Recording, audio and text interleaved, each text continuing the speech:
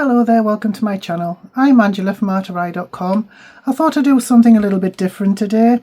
I've been crafting for just a couple of years now, not very long at all. And I have gone through my fair share of paper trimmers. The first one I bought was just from Temu. I didn't know anything about paper trimmers, I just know that I needed one. And it wasn't very good. The trimmer itself cut fine, but it wasn't very big and it wasn't good for the purpose that I needed it. As time went on, I used to use scissors and a ruler and stuff like that just to try and get things straight, but I'm not very good at cutting. Then I came across this. I saw this on a Sizzix, I think it was the official Sizzix YouTube channel. It's the Sizzix sort of trimmer and scorer, and to be honest, I love it. I really love it. You can do all kinds with it. You can make envelopes, you can make banners, you can make just all sorts. The two things I would say that on the downside is that it is big and heavy. It takes up a massive amount of space on my desk, and for some reason the blade doesn't seem to last very long. So I cut a lot of heavy cardstock, like 300 GSM cardstock. I cut a lot, and I find I'm having to change the blade every few weeks.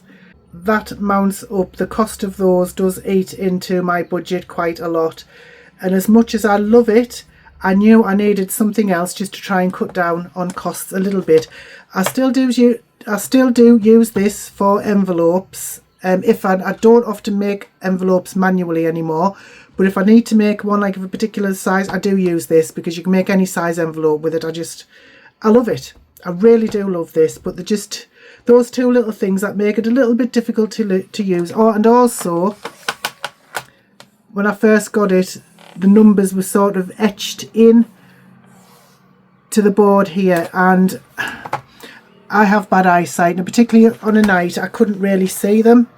And one viewer suggested that I just sort of put ink, or I think I bought a pen, like a permanent marker, just so I could mark them out so I could see it. So I don't know if anybody from Sizzix will see this, but when anybody is making a tool for crafters, it's best if all of the numbers and everything that are marked out in black, not etched into a whiteboard, because it makes them very difficult to see. I'd always been wary of purchasing guillotines because I'm very clumsy, and I just feel as though having a guillotine in the house would just be an accident waiting to happen. But I did take the plunge eventually and bought a Crafter's Companion one, which was great. It's sturdy, it didn't break the bank, but it only lasted a few months before the blade started blunting a little bit. I'm not sure if you can change the blades. I didn't look into it. I don't even know if that's possible, and I'm not even sure it would be worth it sort of cost wise. So then I noticed a lot of websites. There are a lot of Stampin' Up demonstrators out there, and they all seem to swear by the paper trimmer because it comes with a scoring blade. So I did buy one, and I did love it. It's really good.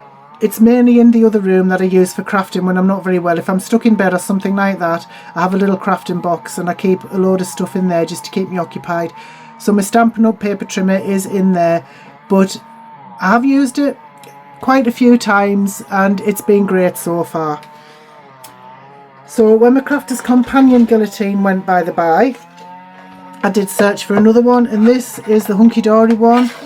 And I bought this because it's supposed to be sort of self-sharpening, and it cuts really well, and I've had it a few months, but I have seen signs of the blade not cutting, like in the middle here, not cutting quite as well as it used to. And even though things are self-sharpening and are supposed to last a long time, nothing lasts forever, and I'm finding that this one is starting to blunt just a little bit. It's been great though, I do still use it. Then I came across, if I can find it, this one, very, very similar to the Stampin' Up one, Creative Craft Products. So it's small enough to fit, it's narrow enough to fit on your desk, but you can open it out up to 17 inches, which is brilliant, just like the Stampin' Up one. It also has a cutting blade and a scoring blade. So you can see it's got that. You've got a little triangle on for the cutting blade and a little dot on there for the scoring blade. And I've had no problems with this so far. I do use it to cut heavyweight cardstock. I cut all of my card bases with this, and I haven't noticed it blunting yet. So, and I have had it for a few months. So yeah, I'm quite happy with this so far. That's been really good. But I did want something even more heavyweight, and to be honest, I don't want to keep buying blades for all of my trimmers all the time. So I did look into self-sharpening ones, and I came across this. So I've seen a lot of reviews online, and to be honest, they were quite mixed, but the good reviews were very, very good. Some people were saying it's the best trimmer that they've ever known, you know, and I thought, you know, it's a self-sharpening one, so I'll give it a go. So I bought it, and I'm sorry to say I was immediately disappointed with it. It didn't give a very clean cut. I don't know if it's been used at some time before, but it didn't give a very clean cut. You know, when you cut, that should be completely smooth, but it sort of had little sort of fluffy bits, if that makes sense. And I just wasn't happy with it. And also there's no way to hold the paper down. It doesn't have, like, can I just show you that again?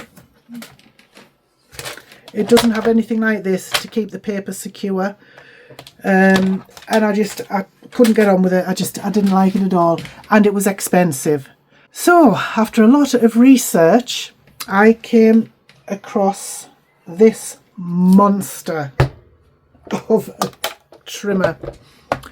It is a Fiskars one, and it is foldable. It folds out, so it does open up to 12 inches.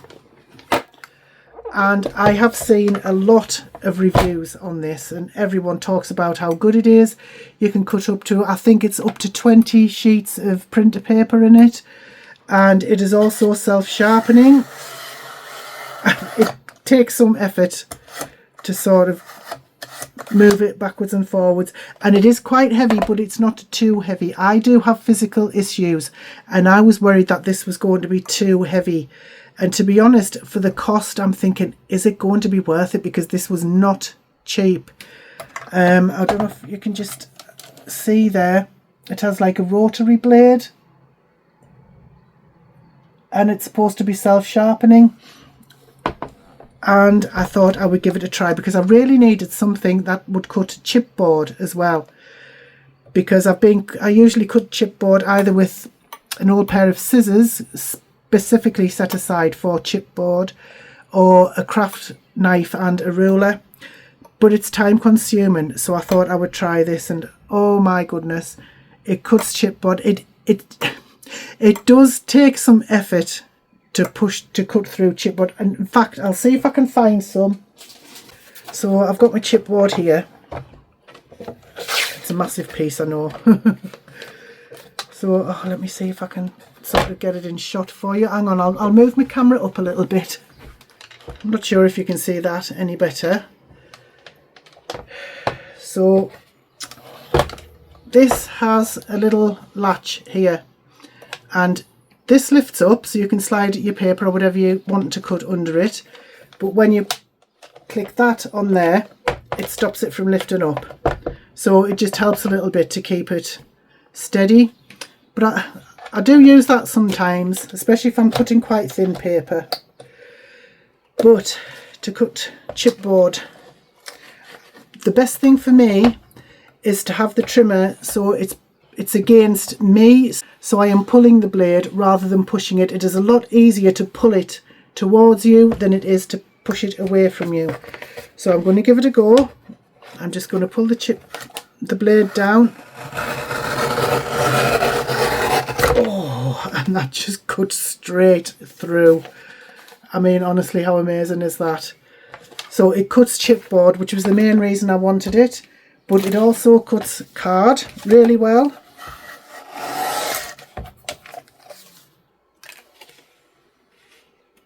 As you can see there, a really, really nice cut. And it also cuts printer paper really well, because I sometimes find that with trimmers, it's very difficult to get one that will cut sort of thin paper like printer paper. So that was actually something nice to find out, that you can cut. And in fact, if I can get, let me just see if I can find some. So I have used it to trim off like tiny little slivers of paper.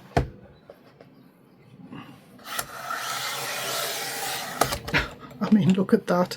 That is printer paper, and normally even my Sizzix one would just chew that paper up, and that's just cut off that tiny little bit there.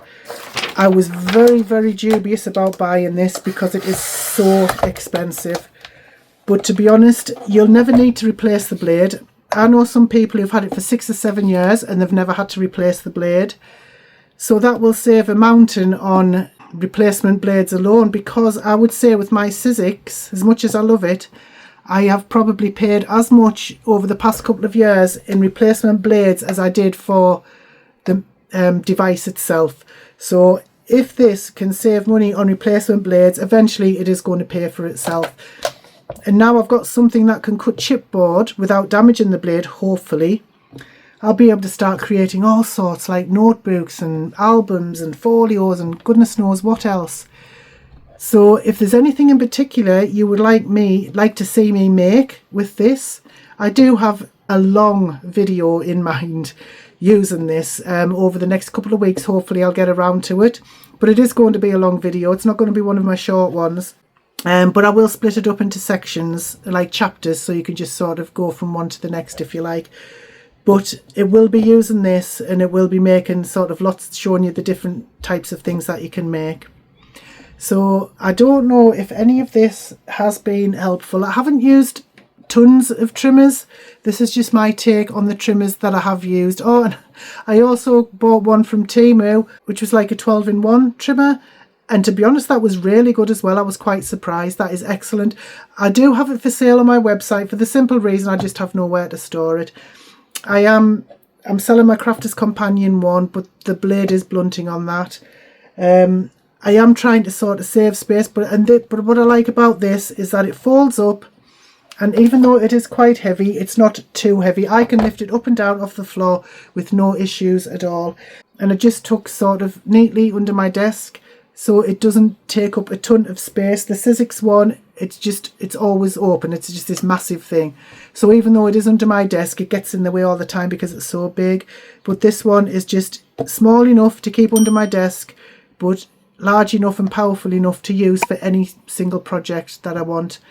This is my own review. I haven't been paid. I haven't been gifted this. This is one thing I decided after research to buy for myself, basically to see what all the fuss is about. And the fuss was worth it. It was really true. This is just the best trimmer I have ever used. I will see how it stands the test of time. If you would like another review in a year or two of me using it, then please let me know. So I hope this has been helpful to somebody anyway. I really appreciate you watching as always. Thank you so much and have a great day. Bye bye now.